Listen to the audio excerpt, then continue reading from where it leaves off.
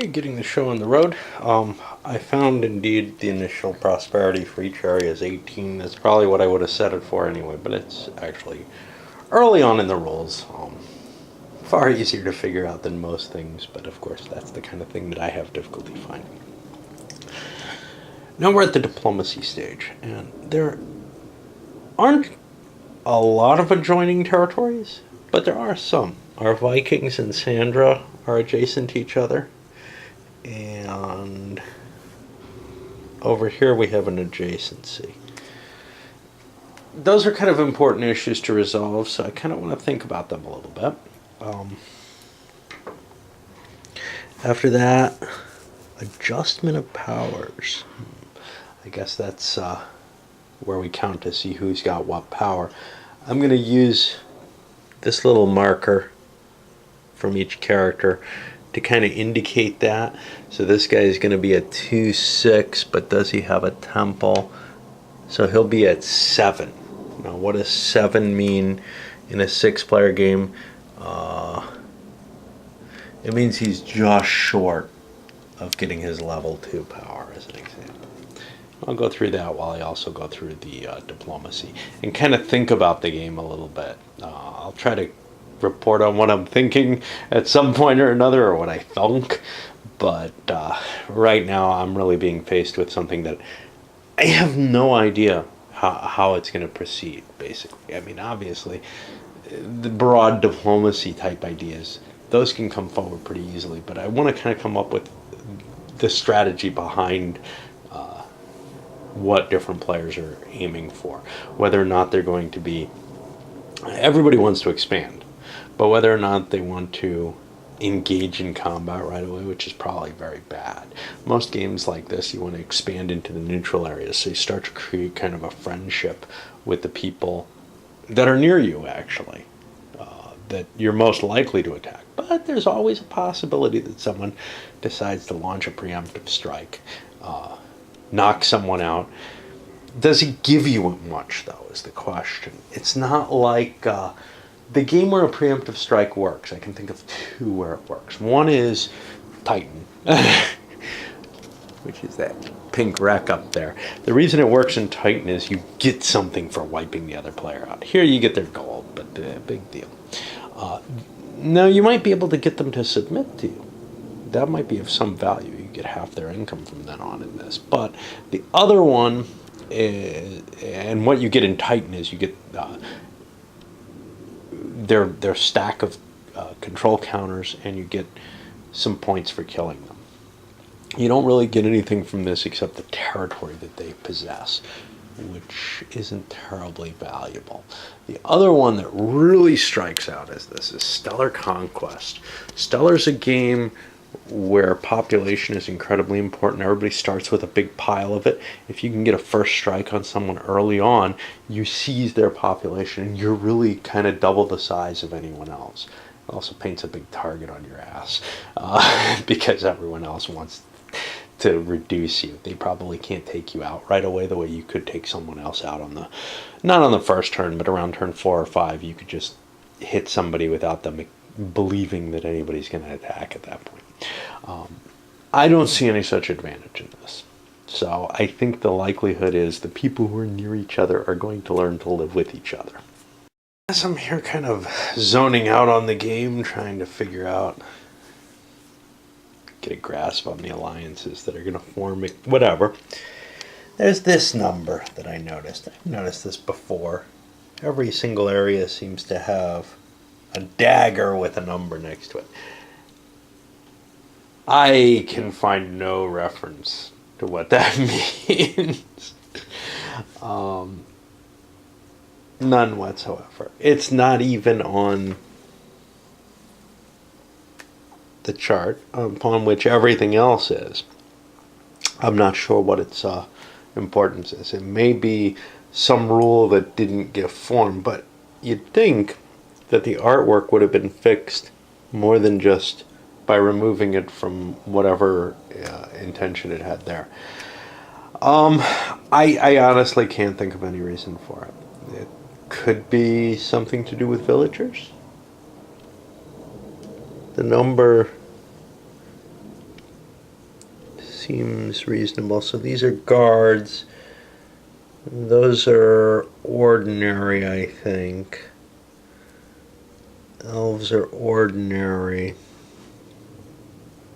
Afelines are definitely lesser.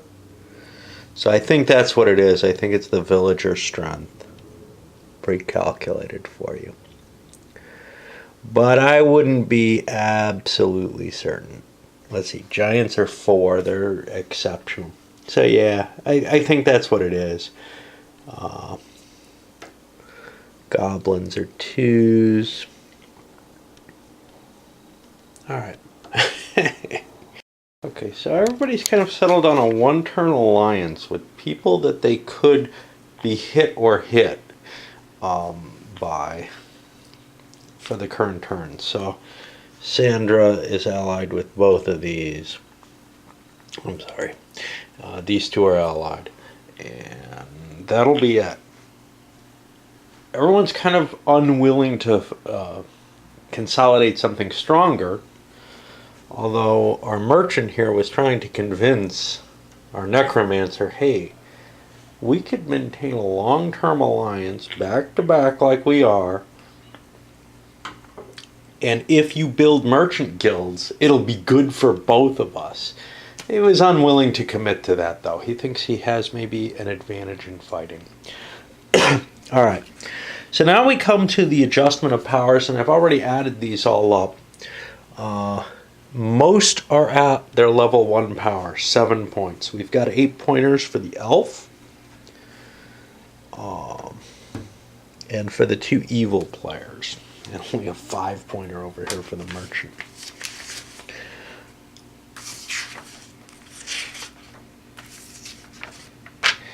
Constantly having to refer to this until I get used to them.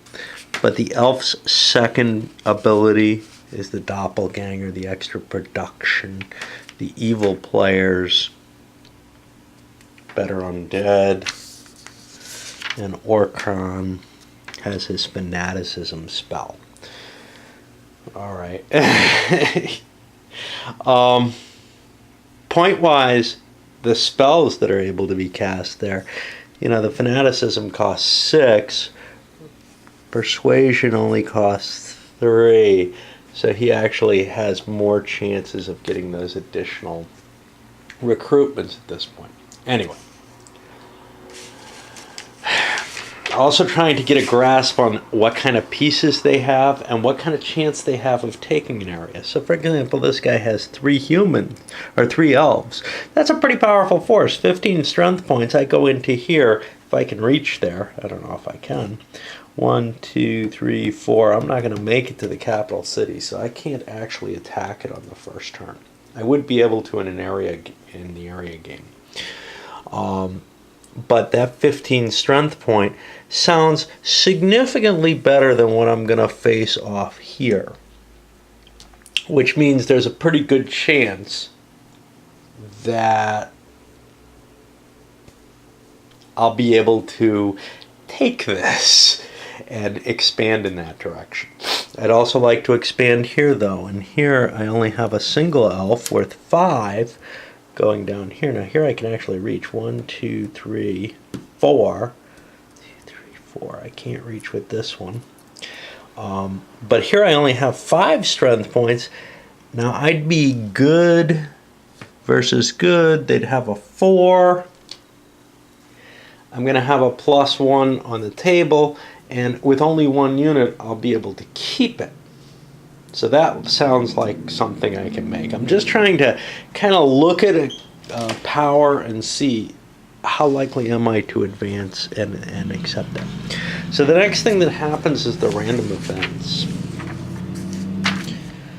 And all we do is we grab a couple of dice. And I'll have blue be the high number. It's percentiles. And see what we get. We get a 71. Loki. The dragon is inactive this turn, but a demigod named Loki offers his help. The auction mixes gold points and units to be sacrificed. The demigod considers a unit present on the game board as having as much worth as gold. Sacrificing a unit is equivalent to paying as many gold points as the unit's basic combat value, i.e. a human would be worth 4. Player 1 is the first to say what is his bid. Then the player on his left either bids higher or passes. So this is going to be an auction rather than the sealed bid. The next player bids and so on until no one raises. At this time, the highest bidder can offer his bid to the demigod. Must offer, mixing gold points and units. If this is impossible, or his bluff was called, he gives all his gold to the demigod and a new bidding is begun without him. Loki appears anywhere. His combat value will be a D100. He always fights alone and he does not take part in the combat if the controlling player has other units involved. The demigod induces fear, but he is immune to fear induced by exceptional units. He stays on the game board until maintenance, during which he returns to Asgard. Well, that's a pretty powerful thing. And I'll look for the Loki counter. I know I've seen him. Here he is. That's a pretty powerful toy to add to the pool. I wasn't planning on anybody bidding on the dragon particularly because they pretty much had agreed not to attack one another. With the alliances in play, they can't really. Loki would have made, if they hadn't granted those alliances, a powerful possibility to just send him in to go take out an area and capture it. It might mean an area, though, that you could capture that you wouldn't get otherwise.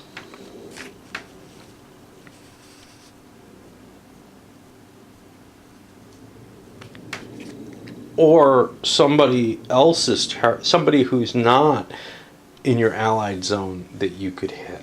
Because Loki will support anyone. Let's think about bidding on Loki. All players essentially agreed to avoid the auction for Loki. The person it's hardest on is over here, the merchant with his 30 gold. But others could sacrifice creatures. The possible value for Loki is just so high. Essentially, had there been any disputes, had there been any disagreements about this balancing, hey, I'll attack, with the neighbor, Loki would have been an exceedingly valuable opportunity. Say the, I don't know his name, the evil necromancer, Lord Kogan or something like that, wanted to take out the merchant and hadn't allied with them. He could send his forces, which are probably stronger, into here for an attack, at the same time wiping this province out and dropping this guy down to just one province that probably the necromancer could win. That kind of situation would have almost assuredly happened. However, with everybody already allied with the people near them, it becomes kind of okay, so let's say I do this. Let's say I get away with this with all my money and grab something. Well, now I'm kind of a bunny. The guy that I grabbed something from is going to fight me probably, and probably my neighbor is too. So overall, right now, it just seems like a bad choice. So now we're going to collect taxes. Well, this is done in player order. So let's start with our initiative player here, who's our Viking. What did he get?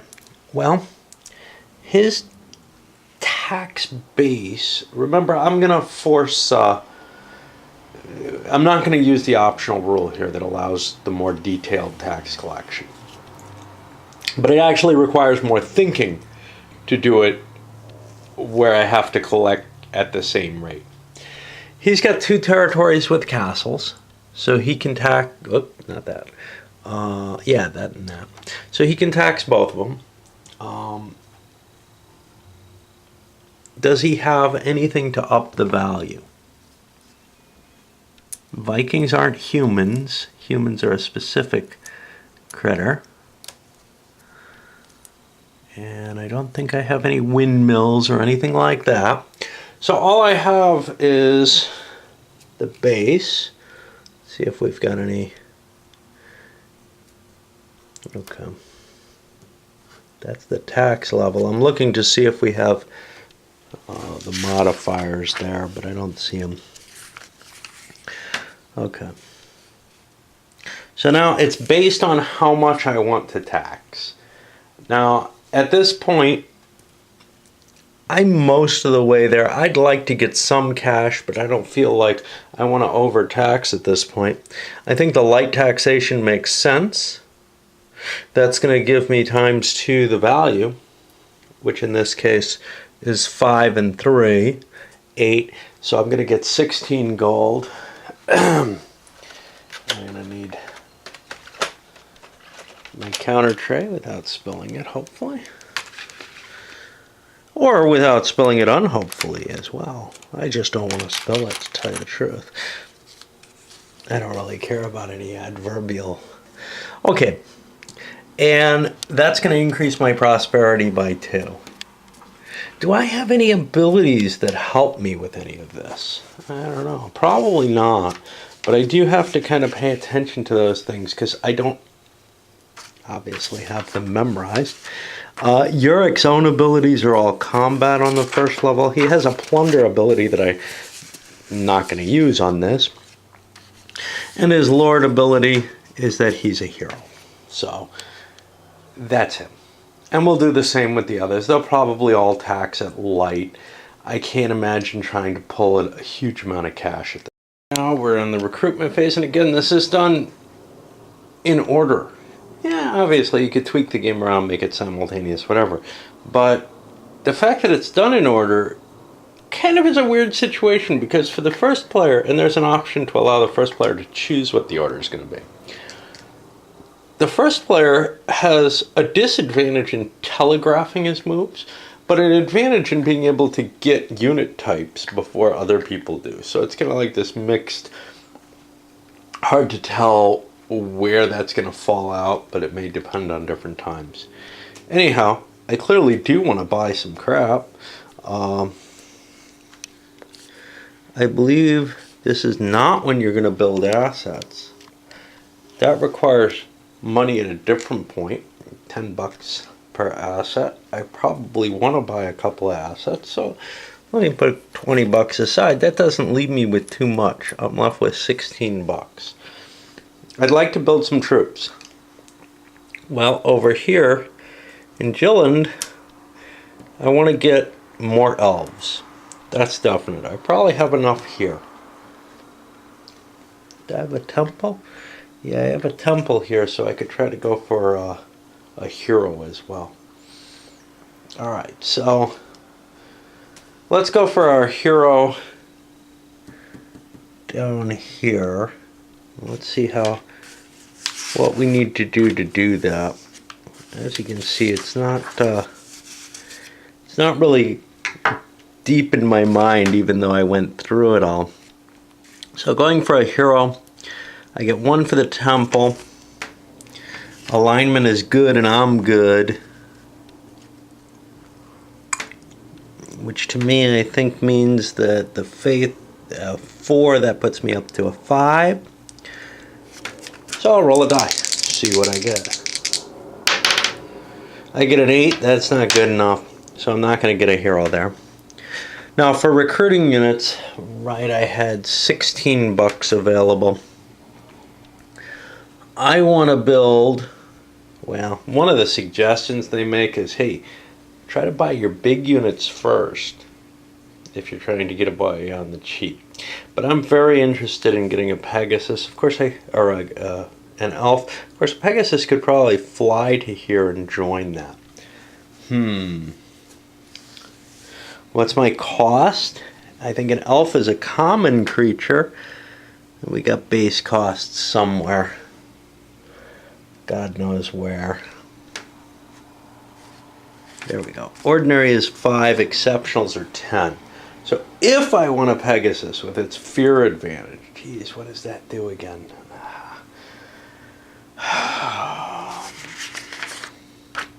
I don't remember.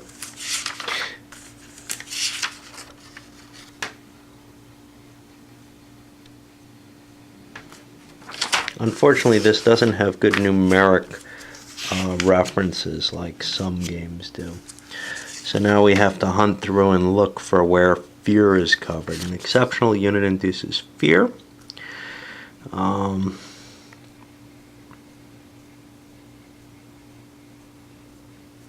That's going to give a minus to the enemy.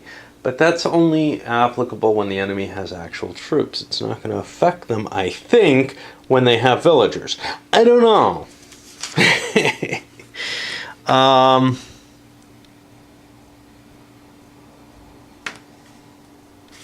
This is one of the problems here.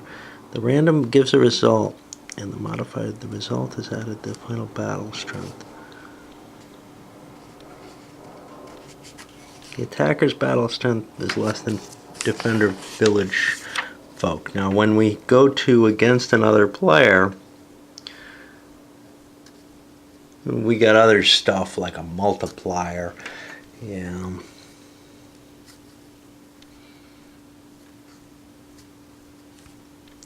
But this is the first place where we talk about a defender's combat strength.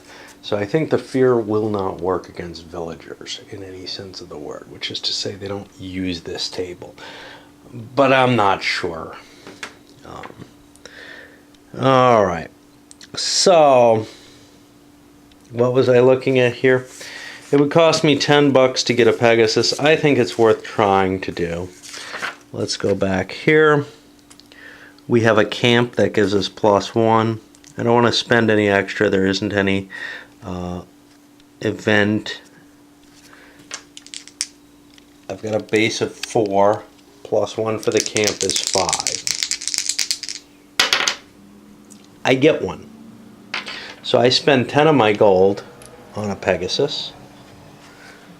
That goes here. And now I got to hunt down a piece that looks like a Pegasus. I guess it'll be over here.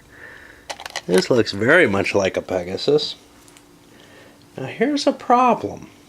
I gotta pay maintenance at the end of the turn. Maintenance for this looks like it's 10 or 6 where there's a camp. Uh-oh. I'm already out of money. Am I not? I may not be able to build as many upgrades as I want it. I'd like to see if I can get some elves. But it is definitely an issue to me. I'd like to be paying the maintenance at the same time I'm buying units. I like that much better. Of course, you might lose some units here, so let's keep going. I can always sell off construction. We definitely would like an elf here, right? 1, 2, 3, 4, yeah. Okay, so here we have an 8 likelihood. No camp. I'm not going to add money. I get an elf. An elf is going to cost me 5. That's most of my cash. I need to hold the rest of my money. And I need to find another elf.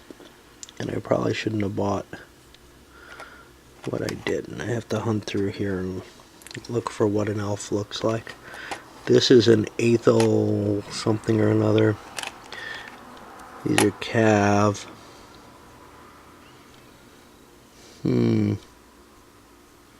Eventually I'll get used to where everything is.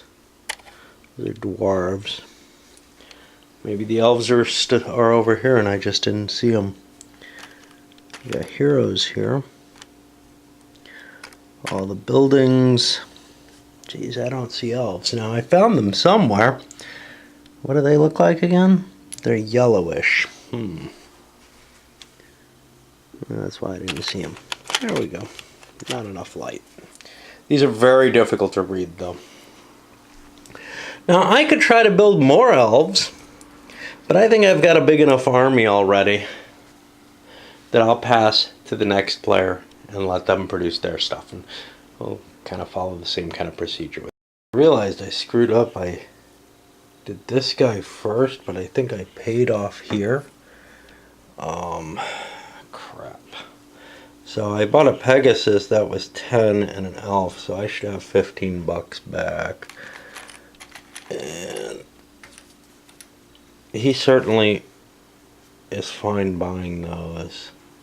He's got about the same amount of money. And I did her. She failed to get anything except a hero, where she is a +2 hero to boot, which is kind of cool. Whom she can... See, she counts as a +1 hero, so she can kind of work with that or on her own. I don't know. I'm not sure why she's where she is. But let's go back and do this one now, and then I'll swing back through the others. I don't think it makes much difference at this point. A little screw-ups as I'm pushing through. Again, the weirdness is this game is very different in a lot of ways, especially in the production side. So this guy had to lose prosperity off his 2 territories because he built a unit in each. Other areas haven't built a unit yet. This guy's managed to get 2 giants. He paid extra for the one of them. He paid 14 instead of 10, then got lucky on the second one. So Hedekin went down to a 17, going down 2 spaces for that. But also, on top of that, I forgot, Mareth produced an extra elf, so I've got an extra elf there, which is going to further tax his maintenance costs. I have to look up some of these others. Who else produces stuff? I was thinking about Carlson and his extra unit, but somebody else gets 1, I think. I'll see 1.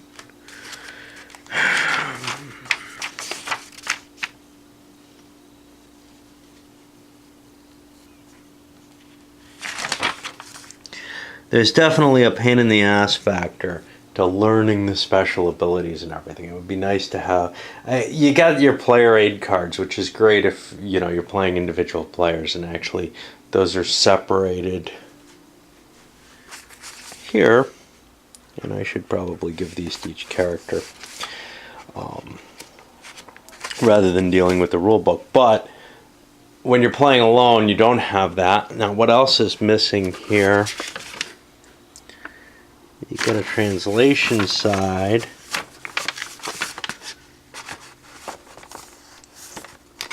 The types of units and the random events are on other pages. This thing has to be separated out to be useful. It has significant amounts of information. It's all in the rule book, but in player aid form, which would be very helpful, and I've really kind of got to start using it to separate it out.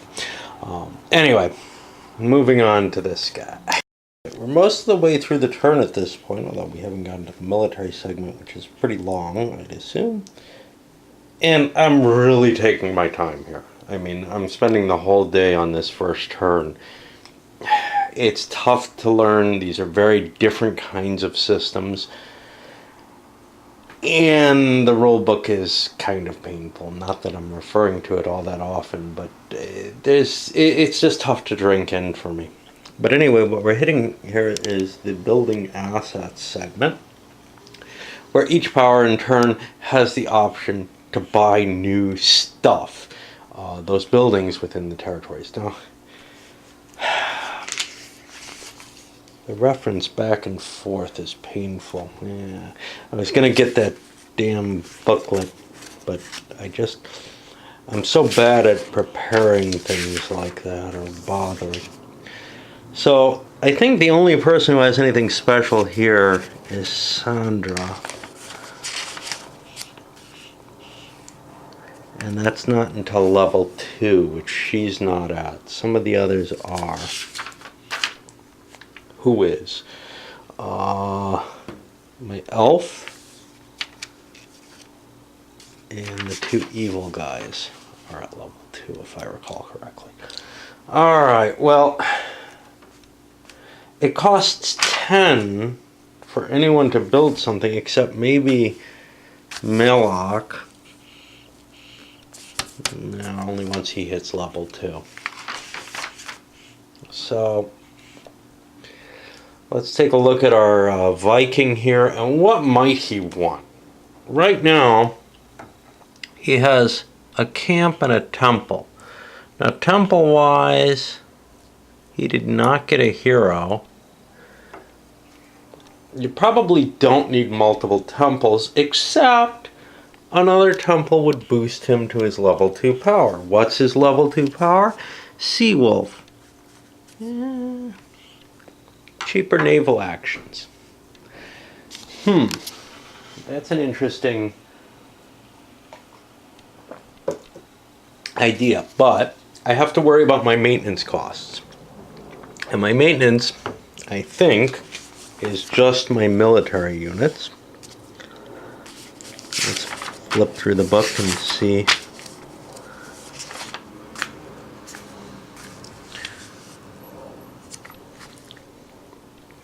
Yeah, it's just the military units. So, let's see what we're paying here. Well, first of all, one of our problems is we don't know if there's going to be a camp wherever we land. I assume there's not, but let's say I take these 3 Vikings. These guys are $5 each. That's 15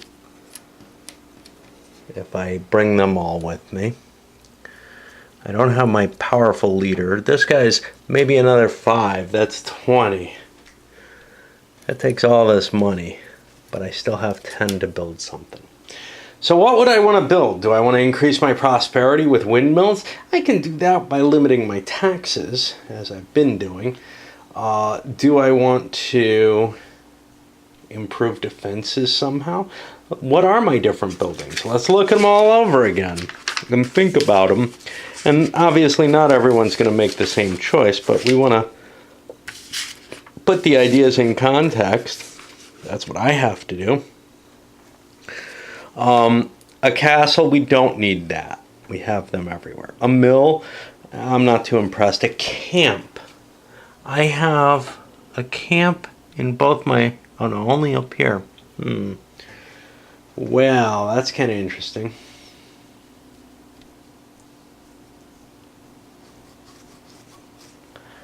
I don't remember what the movement of heroes is, but I've got to, because I want to figure out if I can get him to lead troops, because I'm not going to be able, I think, to take a territory with this one guy. That seems a little weak. I was hoping to get a giant in there, which would have given me the points to do so. An additional camp might be useful up there, but the problem with that is this is where I'm going to be leaving. I'm probably not going to have my troops there, so let's keep looking. Oh, I lost my buildings. All right, temple we already thought about. Fortified walls give a bonus to defending and also make the village people happier. The Merchants Guild, I don't really want that. The reason I don't want a Merchants Guild, you need 2 of them for it to start really paying off. You only get $1 with one of them because it's a square. So, yeah, in the long run it might be useful. Harbor, more Dracor, none of them sound good. I think the most interesting thing for me is to buy a temple. And we gotta pull the counter tray back over. I moved it out of the way because there's just not quite enough room on the table for it, but whoa, almost lost it all there. Great. These damn things linked together. I don't like these counter trays. Okay, what did I buy? I bought a temple. I gotta find one. What do they look like? They look like this, and I can put that here. And it doesn't matter where it is in the area. Even though I'm playing the hex game, the location of these things is all sort of in the capital. And now we can just boost this because we know that's gone up 1. But now I can go through the other things, and I'll tell you what everybody bought after I come through the thinking. Sandra was my heaviest purchaser. She bought a windmill here and a temple to boost herself up to level 2 as well. That level 2 means if she captures areas that don't have a lot of stuff in them, her townsfolk will build stuff up more quickly, so that's kind of nice. Some of the others didn't have much money. This poor guy might be losing pieces anyway if he moves to attack, if he doesn't get lucky and find a camp or something. Yeah, it's okay. It's worth gaining territory, I think. This guy was also a little low on cash when I counted everything up. He's got a couple of giants. Those could be very expensive if he takes them on an attack. Over here, I built a windmill because I want to get my productive capability in that up. That's more likely to produce units for me, therefore more likely to go down in value. And since I'm not allowed to individually tinker with the tax rates, I'm not playing with that option. That becomes kind of important. And this fella didn't have much money left. He has like 18 going out and 20 bucks in, 23 in his pocket. So he doesn't quite have enough to build the 10-buck thing. So he held off. All right, that puts us, if we flip back through this, to the military phase. And we're going to start way up here with our Viking. Now remember, we're not going to be attacking each other. We all made alliances. I should mark that with little counters, but since it's only for this one turn, these aren't alliances that I expect to maintain for any length of time, to necessarily indicate any kind of long-term agreement. So I didn't want to expend on the counters. I figure I'm going to be in and out enough today to understand and remember what I want. Let's go with good old Yorick the Viking. Now, I would have liked having more troops here, but instead I'm going to launch an attack. He's got 1, 2, 3, 4. That yellow stuff is tundra. It always costs 1 movement point, as indicated here. Vikings have trouble with mountain and Colleen. Hills, I guess. Well, I can't get there because this is all hilly land, which means I would be 1, 2, 3, 4, and that's as far as I could get. Gonna have a hard time getting out of there, am I not? Yeah. Let's pay full price on that. Let me make sure my money. Let me make sure I got the 20 bucks. Yeah, I have enough to maintain all of these. So I'm moving up to take this. I would like to take it even though it's not my alignment. It's evil or chaotic. I'm neutral. That's okay. Yeah, because the mountains are going to cost me 3 then. And if I look on the back of the counter, it should actually specify MGCO. Things that are hard. Now these guys are going to get on a boat. I would love to have my leader with me. That's why I'm taking this risk. I got that big +5 leader who's doubled to +10. That should be able to get me some pretty big bonuses on my strength points. Probably enough to take the town. 1, 2, 3, 4, 5. These guys have like 6 movement points. I am going to attack Vasa. Okay, now immediately you notice something interesting. This doesn't matter too much in the non-hex game, but in the hex game, I don't have any way to indicate whose troops this is. So if I wasn't in my own territory, I would have to put a control marker on top of my troops. No big deal. There's a lot of control markers, so that's not so terrible. But it's just one factor to the advanced rolls. All right.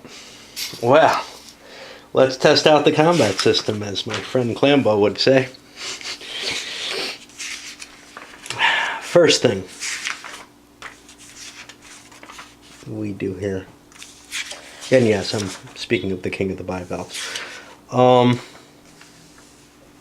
let's look at Viking special abilities. When they attack a coastal city from the boat, they're going to be coming with a combat factor of 8 instead of 5. Ooh. Okay. So, somewhere or another we have the combat rolls. We're attacking an independent area. We first compute our combat strength, which will be the values of all our units. That's 3 8s, which is not specified in any way on the counter that I can see, unless it's in that shield there. That comes to 24. Alright. We roll a die and add our hero bonus. We don't have a hero bonus.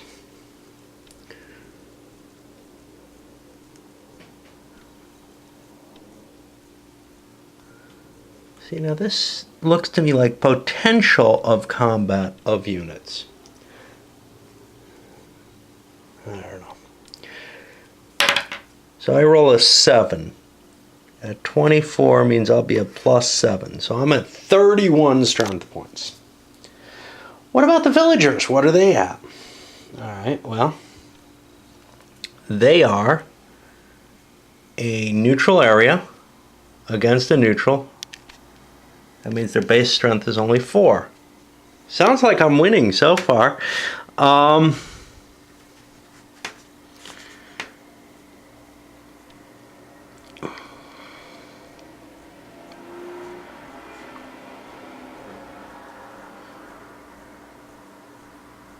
But I have to deal with the species. The species is Vikings. Those are ordinaries, so they'll be tripled. So that puts them to 12. Well, I'm still winning. My strength is greater, so I win. Yet I take losses. My ending strength point must be lower than or equal to the initial battle strength, which was 31, minus the village folks' defense, which is 12. 31 minus 12 sounds like 19. I'm at 24. I'm going to have to lose a Viking in taking this. Hey, that's cool. I probably had too many points anyway. We'll see. Maybe there's a camp here.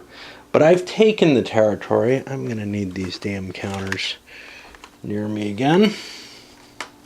And yeah, I mean, my lack of having enough table space for this one. This is usually a big enough table for a game of this type, but it's definitely serving to be an issue. Now I gotta find the dude. I didn't sort these counters. I've taken Vasa, so now I control it. I find the Vasa card. Hey, lucky me. Put it here.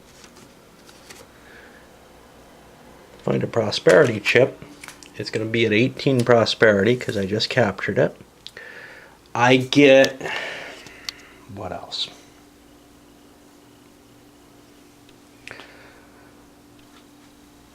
I get 3 more points on there, which doesn't really matter, except that I'm keeping track of it at the time, like in real time.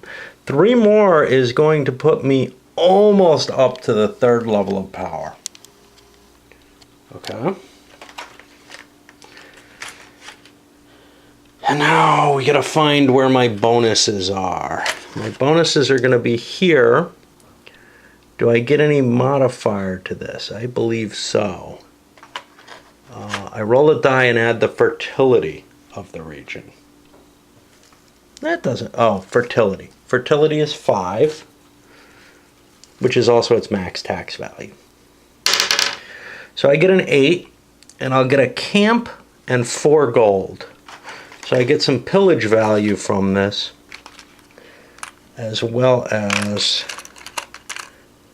a very, very useful camp. That camp is real important because that's going to cut my taxation value. That's what I gained. I'm going to pull away and go to the other players and play out their military phases and then report back on it, just as I've been doing with other things. I don't want to go into too much detail with this, largely because I'm still learning this and I have to fight my way through every action here. A game that's kind of this complicated and this different, it's harder for me to present the way I normally present things that I can just grasp, even if I grasp them wrongly. Push through into Sandra's turn. I was kind of hoping to come through with everything, but it's not that easy. She comes in here, subtracts 3 off the independent value for these. So they had a strength of 1, doubled as 2, did almost no damage to, well, did no damage to her. She fell beneath that. Captured this easily with a port, a camp, and I don't remember, a pile of money, 4 gold or something like that. Whereas I don't 8 gold.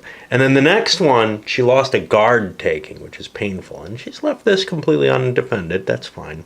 Her 2 neighbors can't attack her because they allied.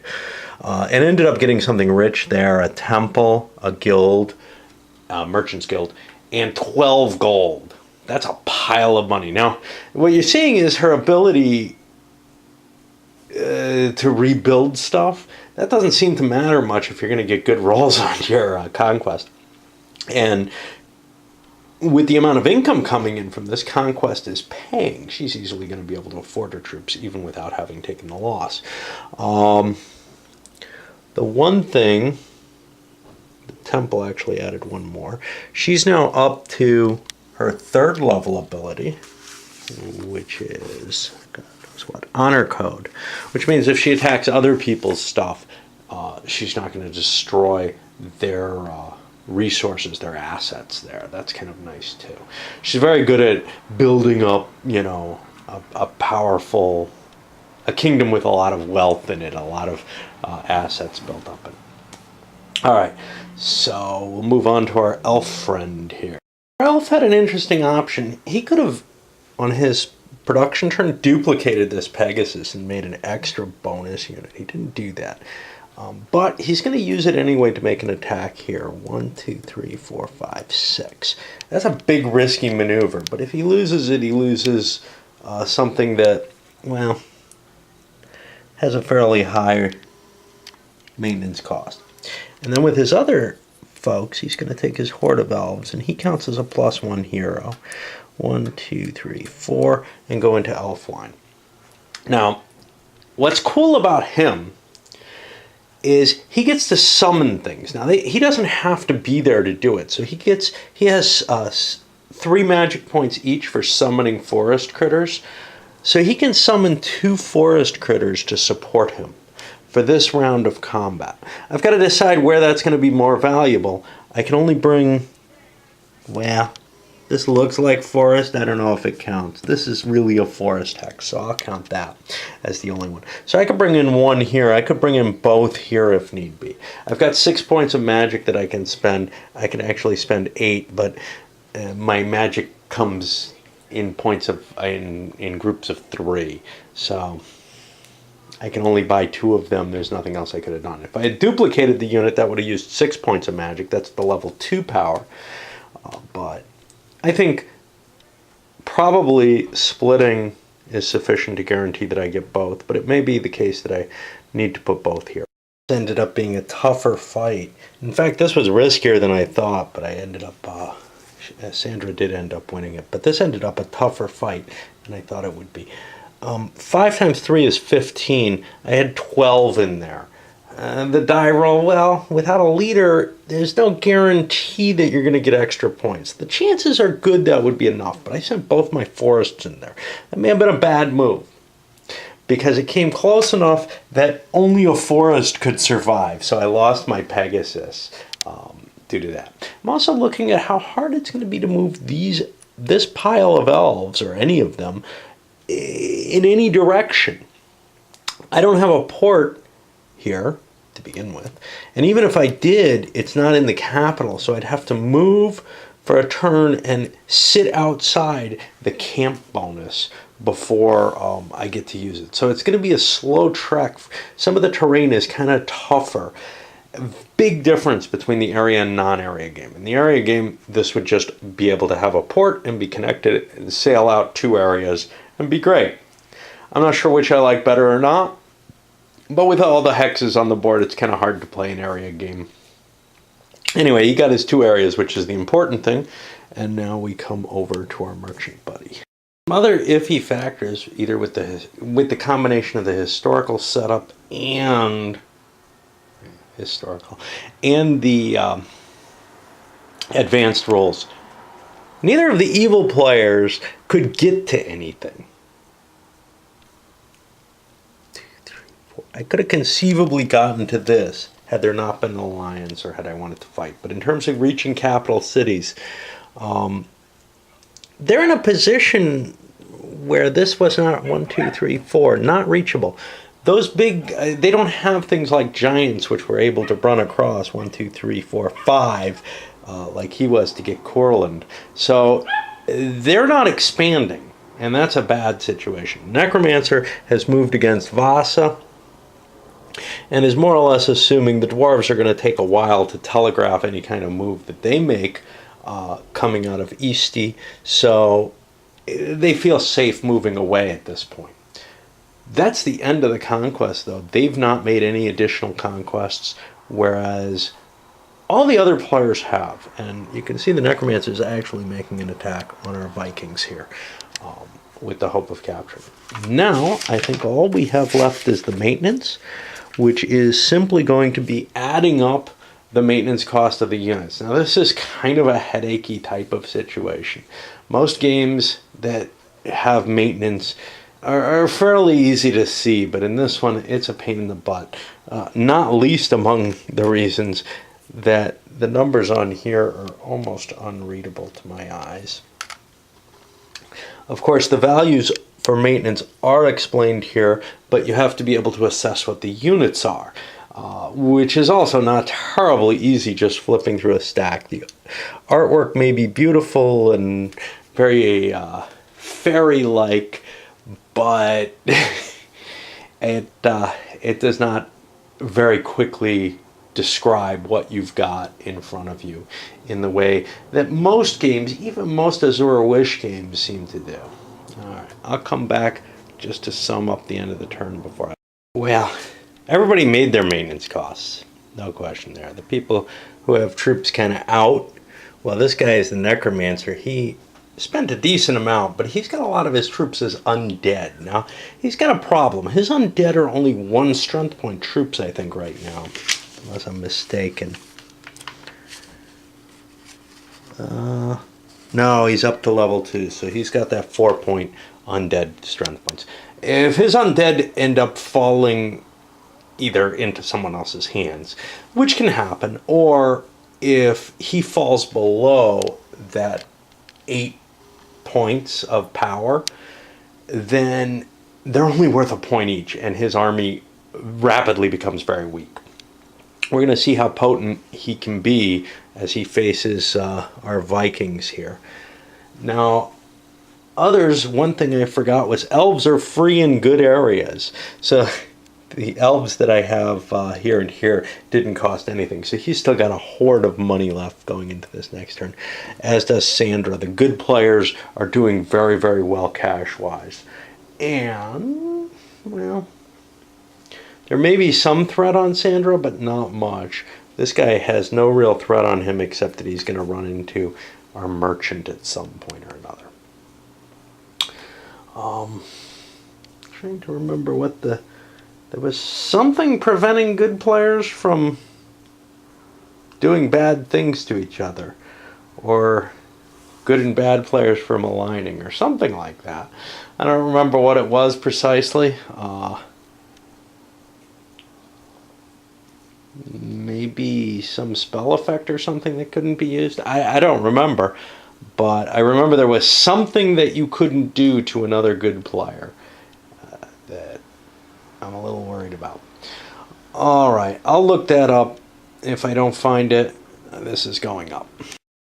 A good player can't execute another good player if he captures his lord. You can't just take him out of the game that way. Alright, well, that's simple enough. So that was one turn. Hopefully, as I get more used to it, I gotta learn not to use that particular means of speech. But as I get more used to it, I'm hoping that it's so much easier, though, that it'll move a little more swiftly for me. It's been really troublesome to get used to this, playing these many powers, looking up all the different effects for each one. It's like, you know, the different player powers is like a set of multiple powers in, say, Cosmic Encounter. Yeah, my old version. Which It's harder to find in a lot of ways. It's not like the little cards which just tell you and tend to have one simple thing. These tend to be, and then each unit type has its own special powers and its own abilities, and you have to kind of fit that all together. And in some ways, each territory has its own nature to it, not just the units it produces, but what its fertility value is, how rich it is, how good it is towards magical power. All that kind of stuff has to feed into this. But the biggie really that's hard to remember is the character and unit powers. I think one or the other would be fairly easy, but the two together makes this a much, much more difficult game. And it may make it a richer game too. So for the final thing we do in the turn is we move this backwards. And I guess we move the turn marker up to 2. I'm not quite sure what the need for a turn marker is. I guess if you play a time limit game where you're not playing an absolute time, you're playing a number of turns, that'll work. All right,